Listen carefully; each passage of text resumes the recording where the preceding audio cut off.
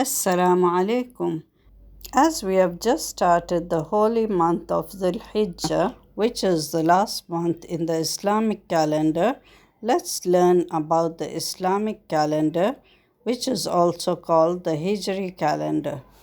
Hijrah means migration, the migration of Prophet Muhammad, peace be upon him, from Mecca to Medina.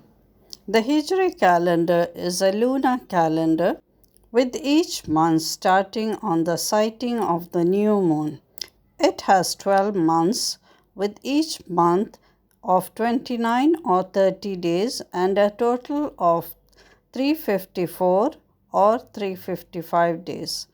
It is used for dates of religious events like fasting, the month of Ramadan, and the month of Hajj, which is the pilgrimage month, and celebrations of Eid after it. So the first month in the new year is Muharram. Muharram. Next is Safar. Safar. Rabi'ul Awwal. Rabi'ul Awwal. Rabi'ul Thani. Rabi'ul Thani. جماد الأولى. جماد الأولى. جماد الثاني. جماد الثاني. رجب. رجب.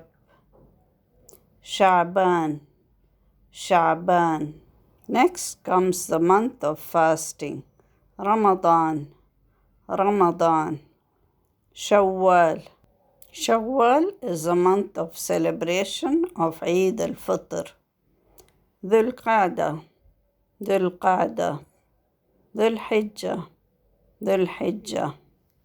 Dhul Hijjah is the last month in the Islamic calendar in which the Hajj is performed, that is a pilgrimage to Mecca in Saudi Arabia, which is a religious duty on all Muslims who are capable physically and financially once in their lifetime.